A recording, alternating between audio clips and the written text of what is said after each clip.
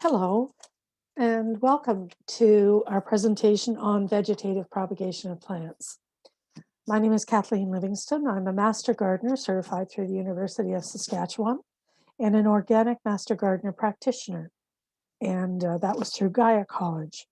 I operate a small enterprise called Dibble and Hoe Garden Design and Consultation and its sister company called Curb Appeal Planters, Inc. This presentation has been recorded, and so I'm going to ask you if you would please type your questions into the chat field, and I will do my very best to respond to all those questions at the end of the presentation. Today we'll be looking at two vegetative propagation options, cuttings and layering. But before we start, it's worth taking note of the advantages of vegetative production because there are many, and there are very good reasons for using cloning as the means to propagate your plants. First of all, you get an exact copy. It's a clone. So if you're using seed, you don't have any guarantee that it's going to be exactly the same as the parent. Vegetative propagation is the only way to ensure you get an exact copy. Whoops, sorry.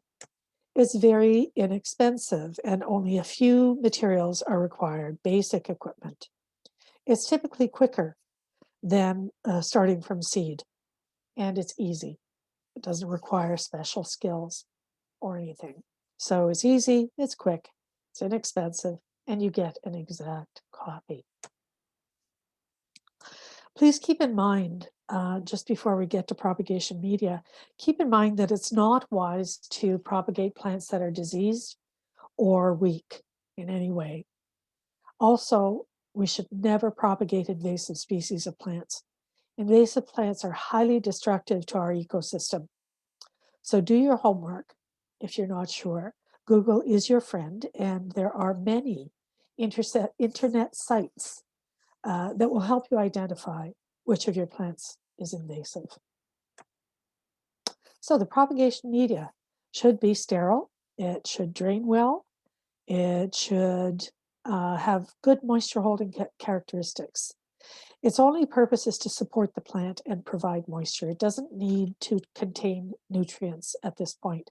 So the commercially available propagation mixes are ideal.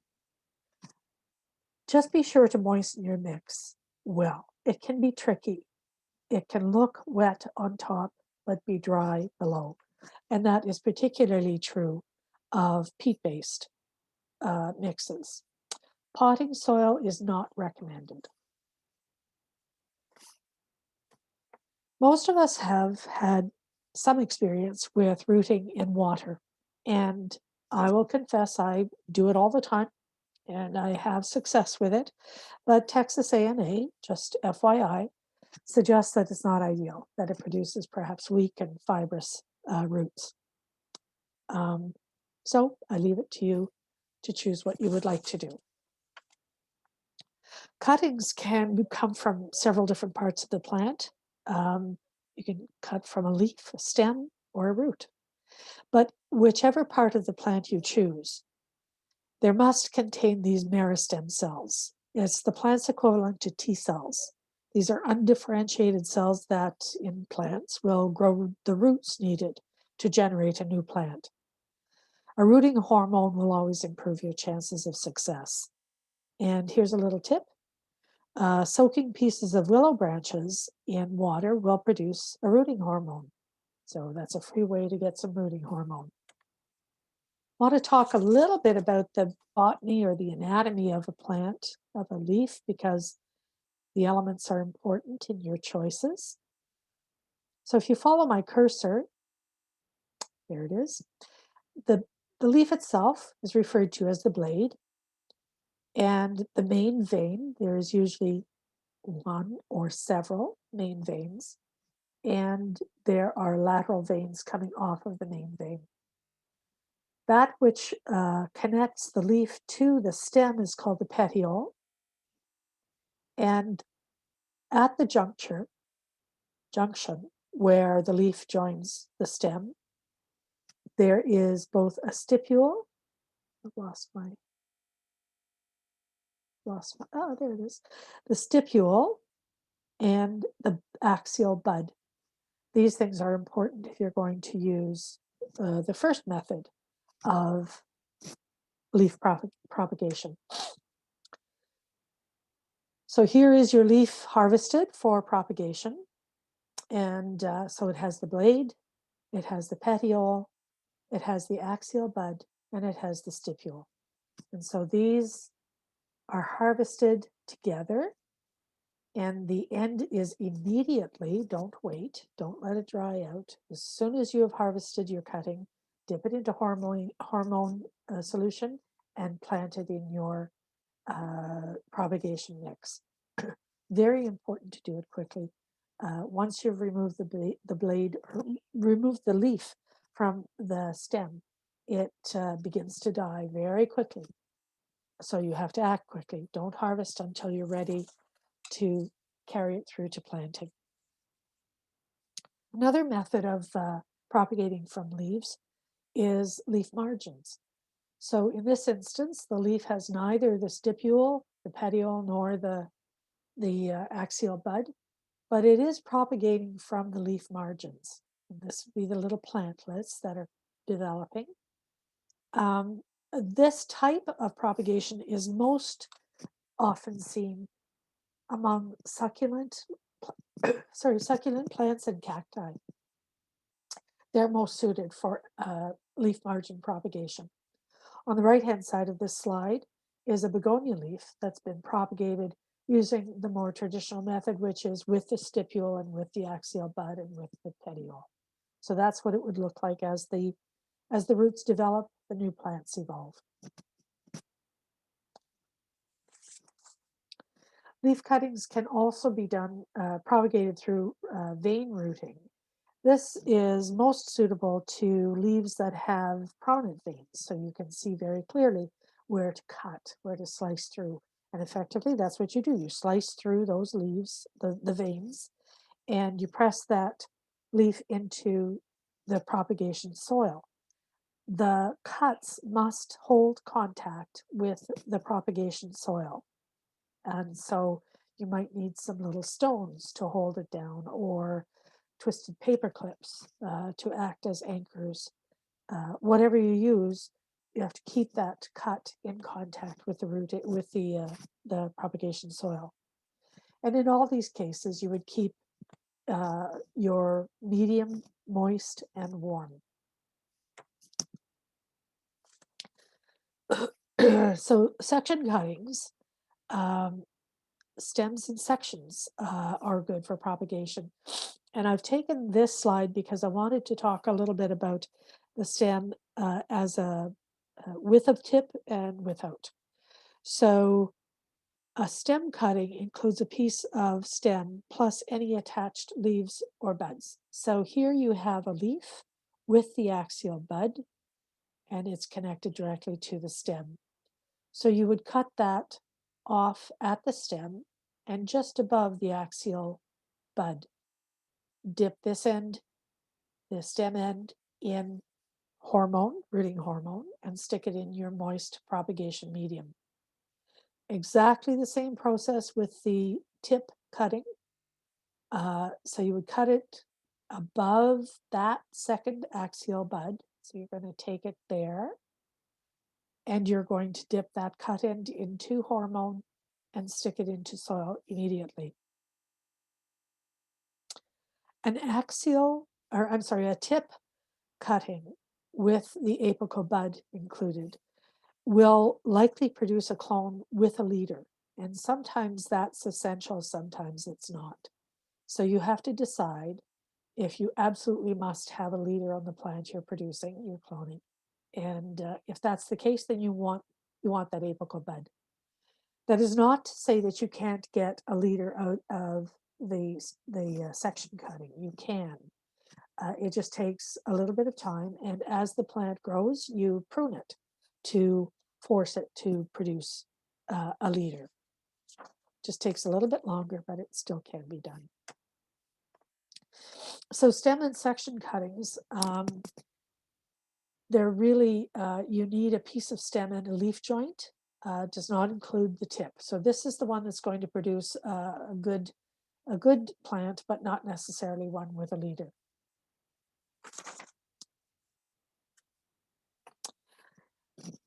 There are some plants that are going to take longer to produce roots, and some types of cuttings will take longer to produce roots. And it's important for you to understand the difference between softwood, semi-hardwood, and hardwood. And this comes to us from Purdue University. So I'll go through the classifications. Softwood cuttings are harvested early in the year, from May through to July, while the plant is still producing new growth, and probably produce the best cuttings for success. In these cuttings, the youngest leaves have not yet reached their maturity, so it's very early growth on the plant. Semi-hardwood is harvested typically between July and September, but from the current year's growth. So the wood is firm and the leaves are fully formed and still soft, a little bit flexible. Hardwood, on the other hand, is harvested during dormancy,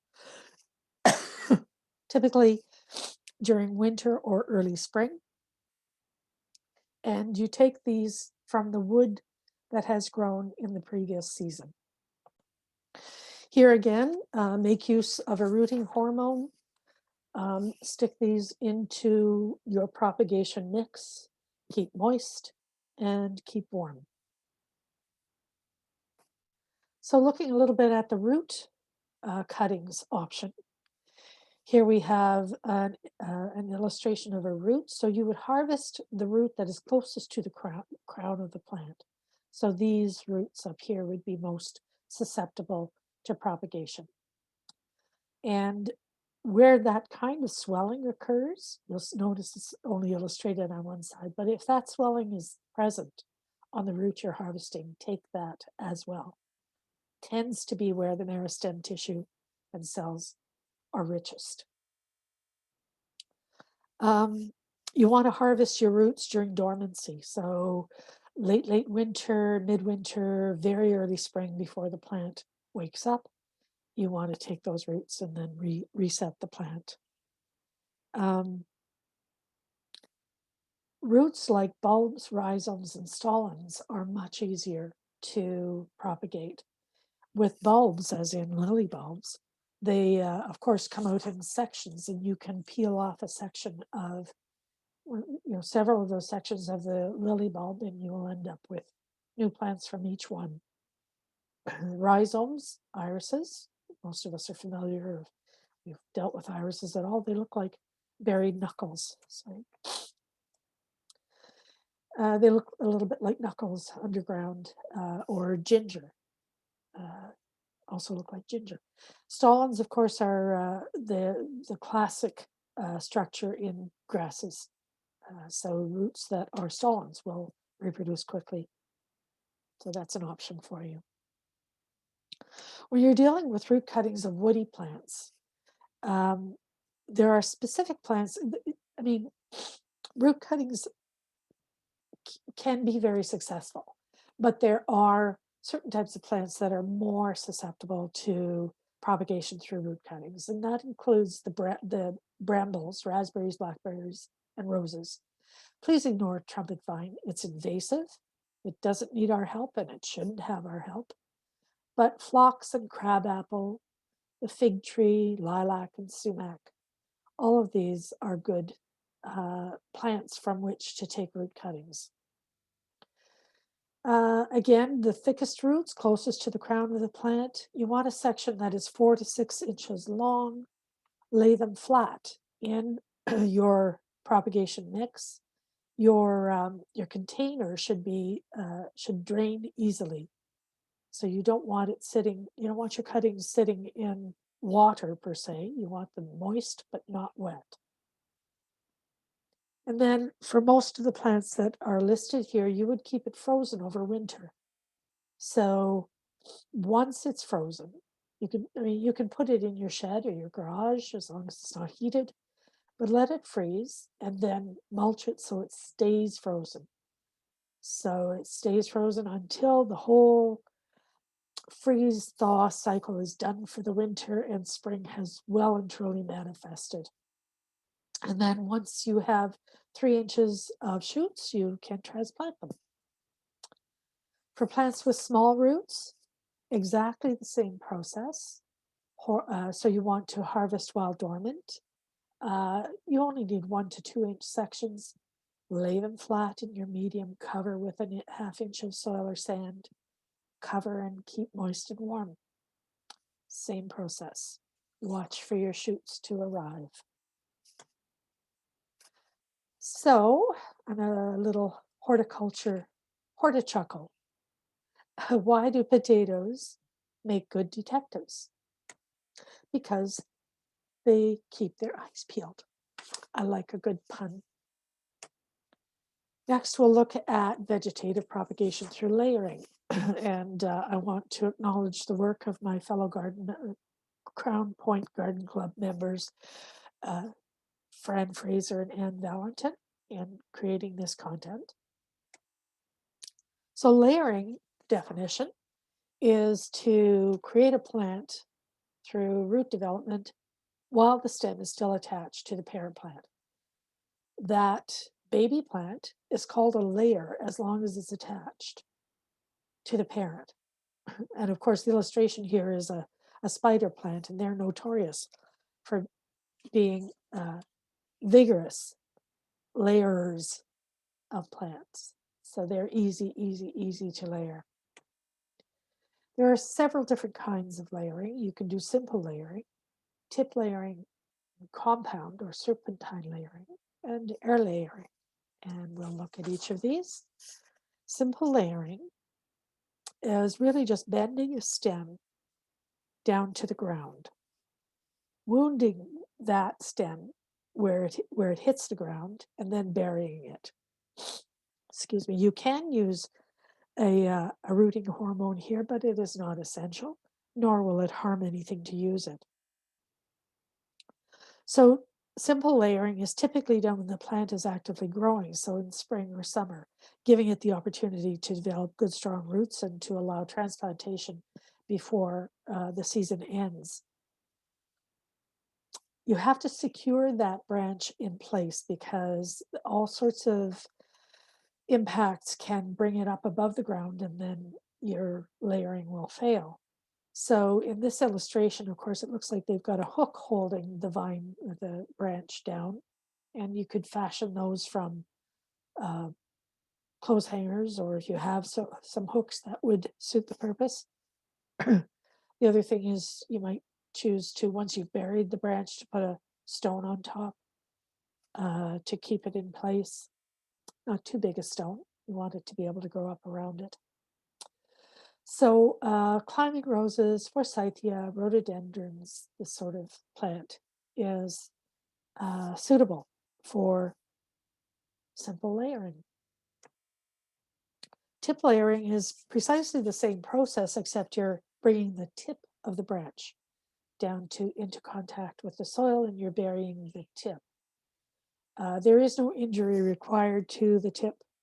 And again, rooting hormone is more or less effective here. It'll root regardless, particularly the tip, because the tip, not only does it have meristematic cells, but it also has active hormones that will encourage a formation of those adventitious roots.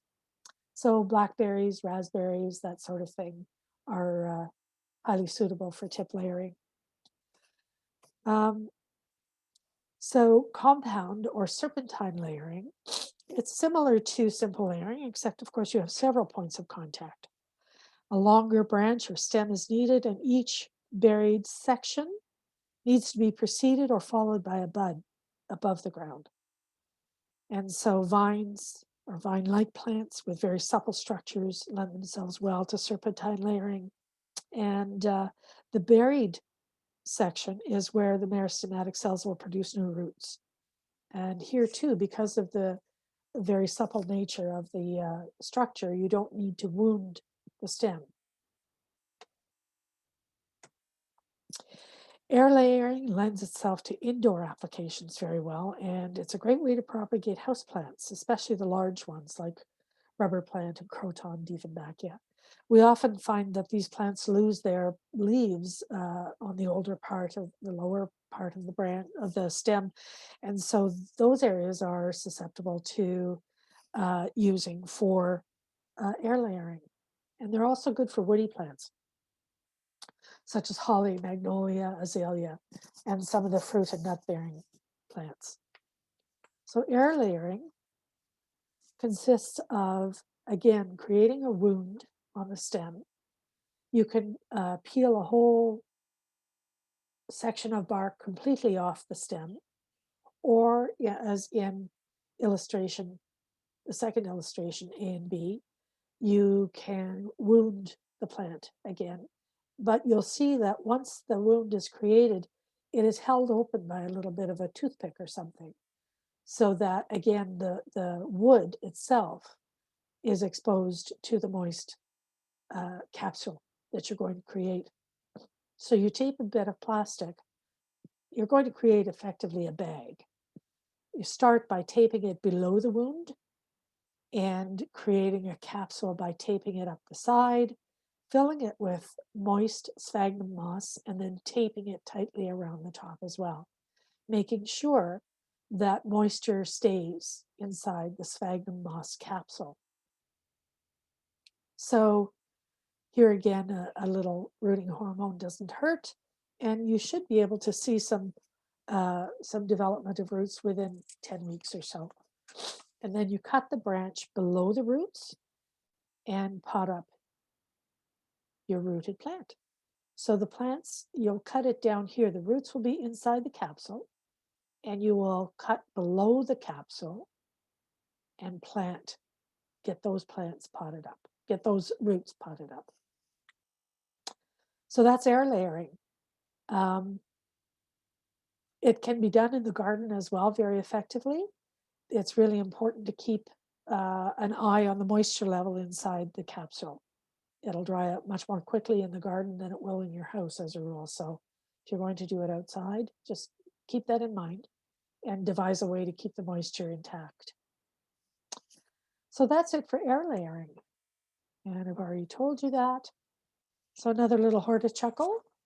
Why couldn't the gardener plant any flowers? He hadn't bought any. Okay. So I'm a member of the Halton Master Gardeners, and this is our website, haltonmastergardeners.com. It's a wonderful site. It has so many resources. If you have any horticultural questions at all, I really urge you to go and have a visit there. Lots and lots of information. And you can follow us on Twitter at HaltonMGs. And of course, we have an email address. And if you are as fascinated with all things gardening as most of we master gardeners are, I really encourage you to consider becoming a master gardener. It is great fun to be connected with other passionate gardeners. And the continuing education offerings are stellar and well worth being connected to. So that's the end of our presentation. I would encourage you to, again, make sure your questions are in the chat box, and I will go live to answer those questions. Will not destroy the parent plant. And once the plant is reset in the ground, it'll just produce more roots where the root was harvested. So no, it'll be fine. It really will be just fine. It's a question of learning and growing in confidence, I think. Okay. Is air layering also good for rhodos? We're getting that question in. Yes, rhododendrons will take well to air layering. Wound the bark, just as the illustration demonstrated. Create that moist sphagnum moss capsule, and within about 10 weeks, you should have some roots happening there. Okay, perfect. And what is the best method for propagation for poplars? I would suggest that poplars are really, they hardly need any help. They're quite They propagate quite well on their own, but I would suggest air layering. I'm assuming here that you're talking about propagating them out of doors, and that's probably the best way to do it, is through air layering. You could try root, harvesting some of the root, as was demonstrated, but I think air layering is easier to keep track of. You don't have to dig, which is always a consideration for me. I don't like digging. And if you start early in the spring, while the growth is still vigorous, I don't see why you wouldn't have success with that. And why use soilless mix instead of regular soil? Regular soil is too heavy. It won't drain well, and it has the potential to harbor pathogens that would destroy a young plant that is not yet well established. The sterile nature of the propagation mix is the best for ensuring that you're not introducing any disease. It also drains very well, and it still holds moisture. All of these things are really important to propagating those roots. And do you have a suggestion for a soilless mixture brand or a recipe? Well, a recipe, you could just mix 50% perlite and 50% vermiculite. That produces a soilless mix that will drain well and will support the sticks, the propagated pieces. As for a commercial brand, walk down, the aisles of your hardware store in spring will have several choices, but do look for seeding mix and not potting soil. It's the seeding mix you want. Okay, that's good to keep in mind. So, I mean, I mostly grow native plants. Is there anything that, would be better to use this method for propagating native species? Natives are workhorses, and they're so well suited to our ecology that they'll propagate almost with any of these methods. It really would depend on the size of your plant, the species, what part of it you're willing to sacrifice to propagation. Very often with natives, you can allow it to grow and just split it at the root, so that propagation is not necessary so much as splitting the plant. Right, yes, yeah. Depends on the type of plant. Because I noticed grasses, like the long, tall grasses, you're supposed to dig them up and split them at their roots, but oh boy, that took hours and hours of work because they have such deep roots. So it sounds so simple, doesn't it? Yeah.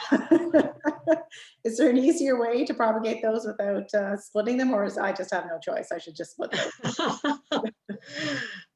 Yeah, that really is the best way to do it. But you don't need to dig up the whole plant. So if you have a good sharp spade, you can get the tip of that spade into the clump of grass and just, kick the spade down into the clump, and just leave the clump where it is if you're happy to have it there. Grasses are tough to move, but if you take it from the edge, it's not so difficult to harvest a piece. Okay. It seems weaker at the edges. And I'm assuming when you're doing this vegetative propagation, you should always take from your healthiest plants, right? Like if it's already weak, you're just going to weaken it further, or it's already kind of not as, you probably don't want to propagate it if it's already succumbing to some sort of disease or something, right? Quite so, because the clone will, in all likelihood, carry that weakness forward.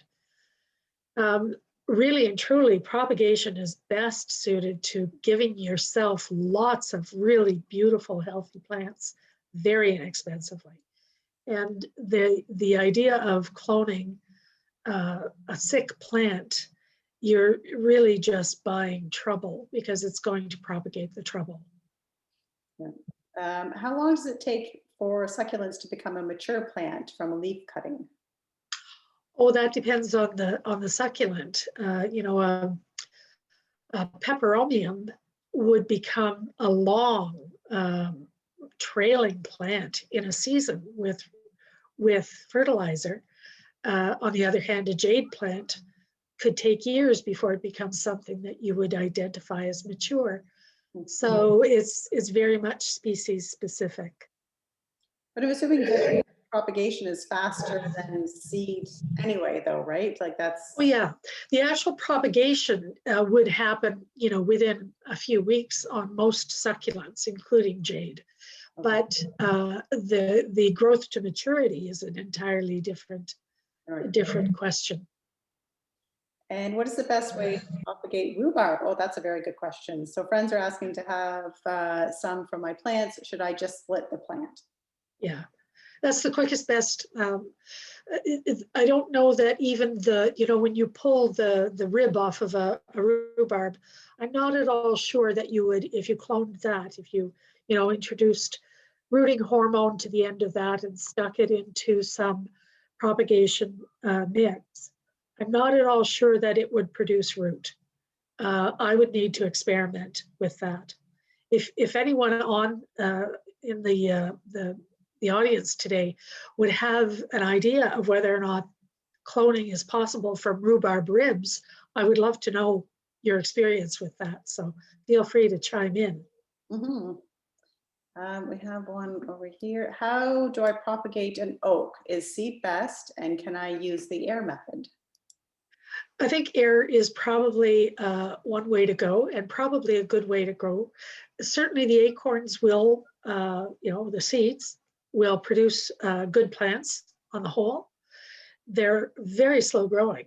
So air layering will happen more quick, will give you a plant more quickly, I think, than using the acorns. I would also try, I really would try leaf propagation.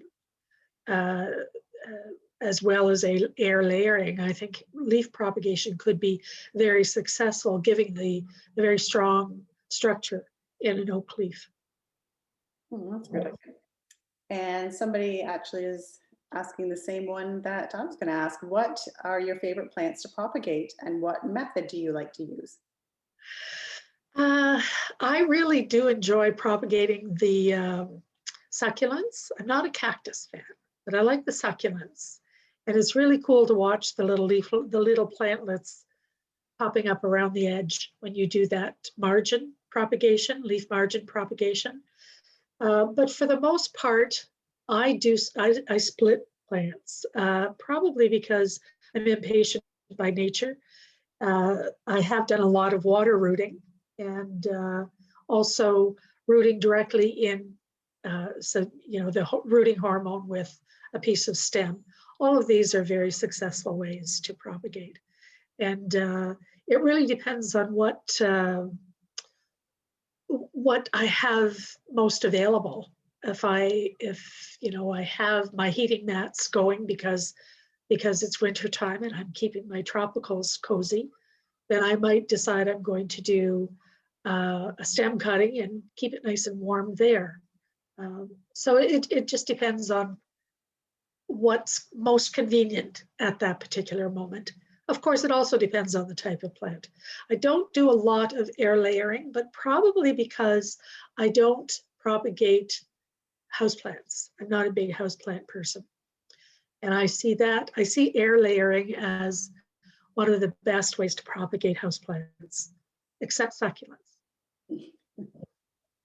So are we opening ourselves up to like a lack of biodiversity, though, if we're going to just keep propagating a plant in our garden? Like, is it suddenly going to be susceptible to a disease if it's all from the same parent, so to speak, rather than if you, I don't know, got seed, which might have had, fertilized by different flowers or trees in the area?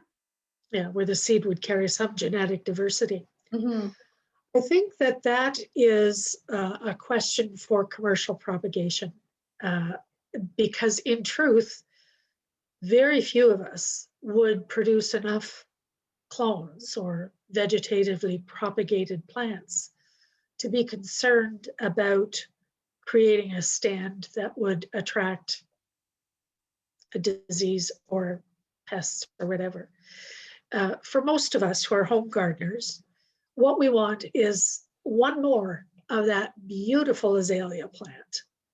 Or I really need to match up that particular, let's just say Asclepias, butterfly bush, butterfly plant.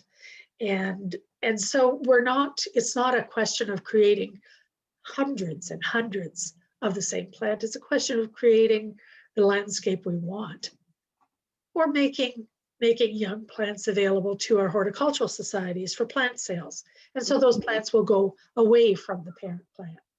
I don't see it as a big risk. That's good to know.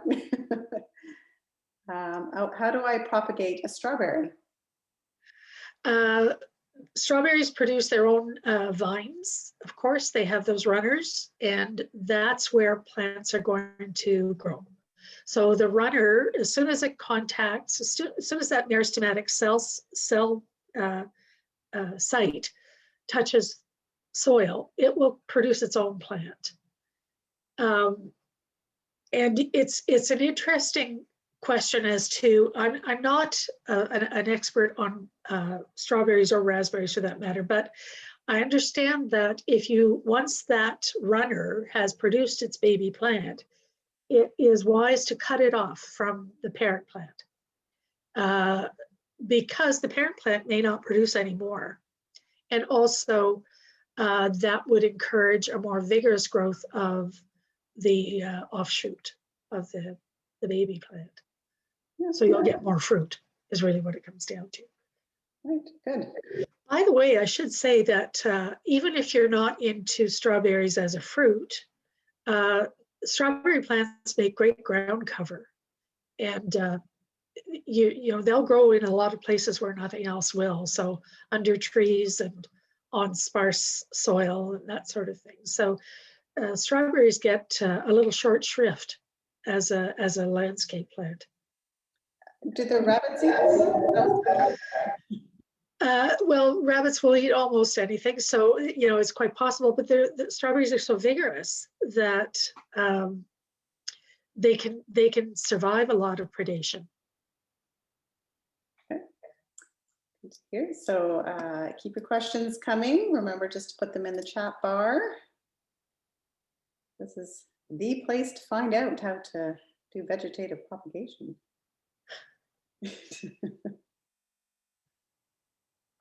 Oh, had the strawberry one.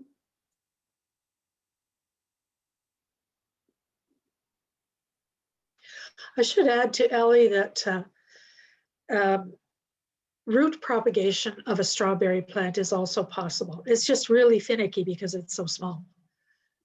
So you can go in there and steal a little root off the parent plant.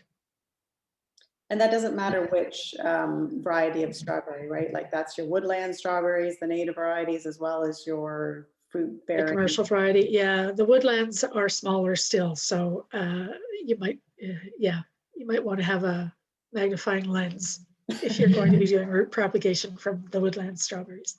That feels like serious surgery.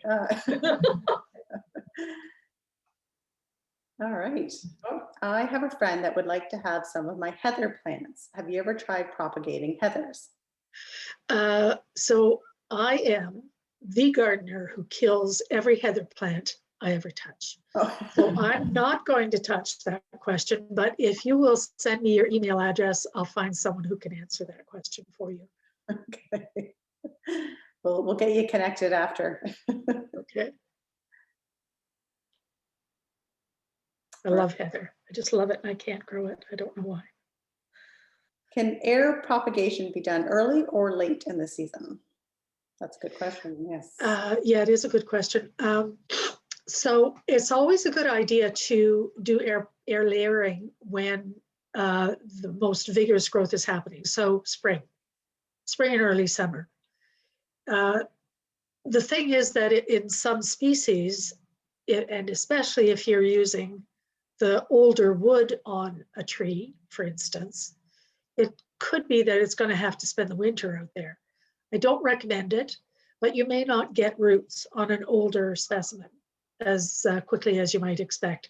So give it every opportunity by starting early in the season, as soon as it starts to leaf out.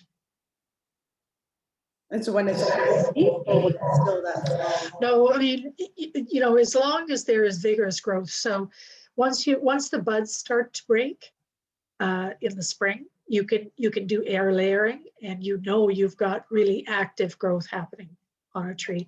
And I'm assuming this is a tree that's being discussed. Lavender. So lavender is easily split. It's woody, but it's easily split. So that would be the way I would go. Even a lavender plant that seems to be depleted and at the end of its days, I would still split it and take whatever vigorous root is left. I would cut off almost all of the above ground growth, leaving just enough to do some photosynthesizing. And I would replant it or pot it up that way. That would also give you the opportunity to create more than one plant. So you could split it into several plants if you have enough viable root. Good. How do you propagate butterfly milkweed? Excuse me. Butterfly milkweed is it's a structure. I'm trying and casting into the reaches of my memory. I think it's a corm. It may be a bulb. And so you would probably do best to do vegetative propagation of the stems and or leaves, as were illustrated. I don't know enough about the structure of the root to be sure that you can take a piece of the root. You might want to check that out a little further if that's your preferred option. I'm pretty sure you could have success with stems and leaves. Right, and then we have another one about butterfly, which is a little different than the milkweed, I think they're asking. So this is the Asexual tuberosa. The tuberosa, yeah. So it's a tuber. I don't know why that didn't come to me earlier, but the tuberosa is a tuber. And yeah, so you're better off using the above ground structures to clone that plant. So we have a question. I once saw a product, I think it was from Lee Valley Tools, in which you could put cuttings into a jello-like medium. Has anyone seen this type of product for sale anywhere? I haven't seen it in a while. And have you ever tried this? It was a product that was on the market for a while. I remember seeing it and thinking, oh, that's intriguing. I never tried it, but it disappeared very quickly. And so I have to believe that it was either unsuccessful by and large, or too expensive, or not widely enough available. As I understood the concept with that gel was that it was a sterile medium, a gel that would hold moisture long enough to produce a root. So not entirely different from water rooting, except perhaps that it had more support for the stick. But I haven't seen the product around in a while. So it said it's a commercial propagation gel and has super concentrated macro and micro ingredients. So I think that's from Allison, yeah. Yeah, so again, when you're propagating vegetatively, nutrients are not relevant. It is only after the roots have become established that the plant will take any nutrient at all. So if that gel is intended to grow the plant on, then those nutrients are relevant.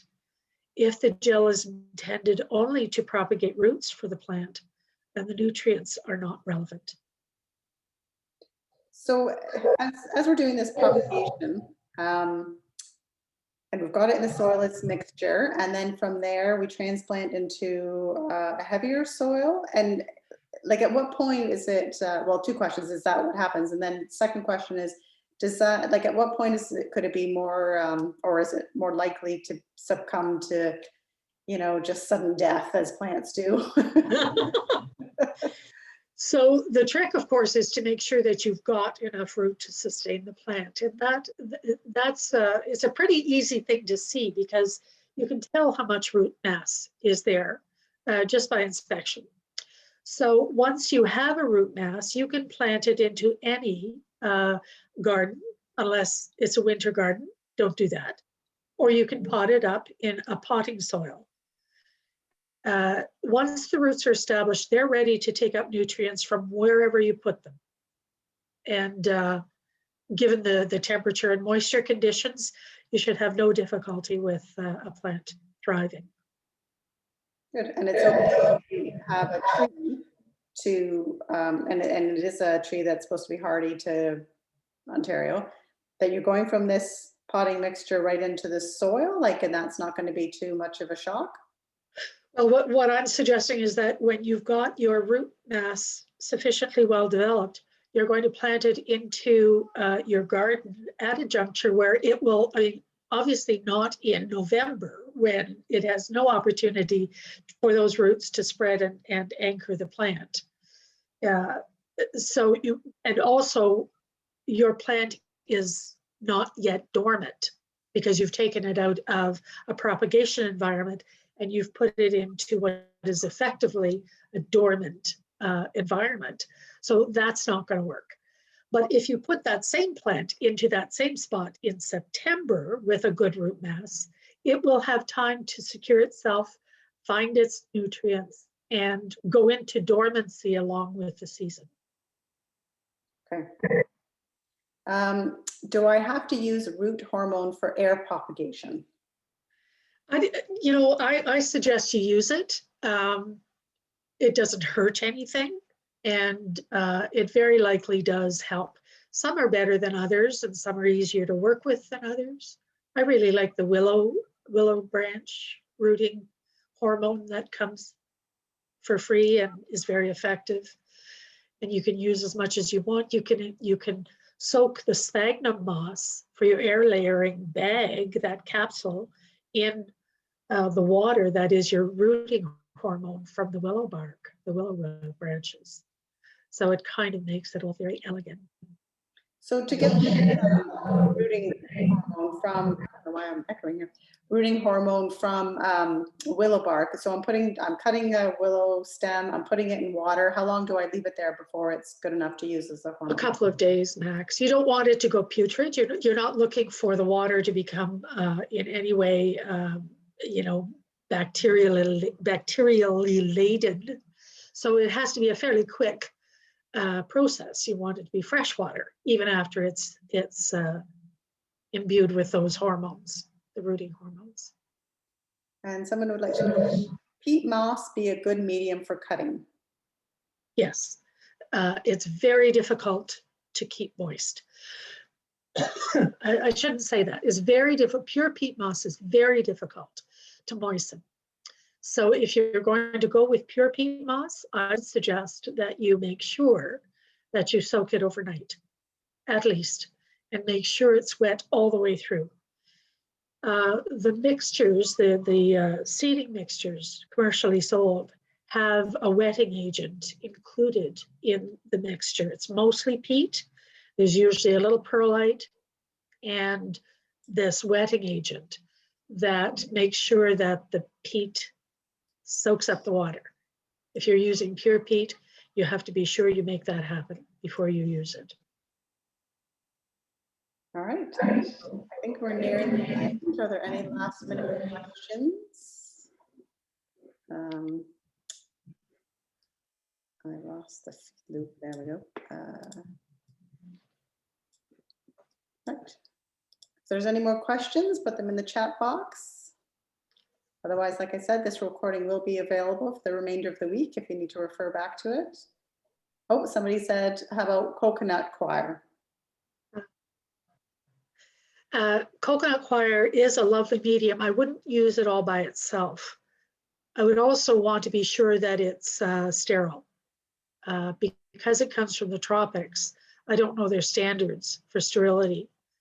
And it's a very light medium, so you'd want to mix it with something like perlite or vermiculite or peat, so that it has the substance needed to hold the sticks in place. Otherwise, it's fine. And is there a way to sterilize your medium at home? Is that possible? Yeah, but you don't want to do it. Oh. I'm sorry, let me answer the question. So you can sterilize your soil in your oven. it stinks. Yeah, I was just thinking Pretty that. So if you're willing to do that, go right ahead. I couldn't say for sure at what temperature, but you can find that on Google, what temperature and how long to maintain the sterile temperature.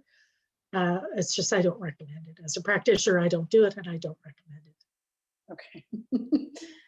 Right, you're getting the accolades now. We've got some young people on the line, and they love plants, and they're very excited to try this, I think, if they Awesome. haven't already, which is amazing.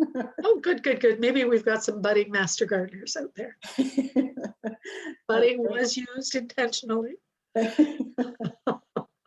Well, thank you so much for joining us. It was a pleasure to speak with you and to learn more about how to save some money while gardening, because, well, like everything that gets trendy, it gets more and more expensive. So anyway, you can save money is better. Yes. So Yes, and you get more of your favorite plants, which is equally as delightful. yes, yeah, that is, and then you can share them, right? Yes, yes.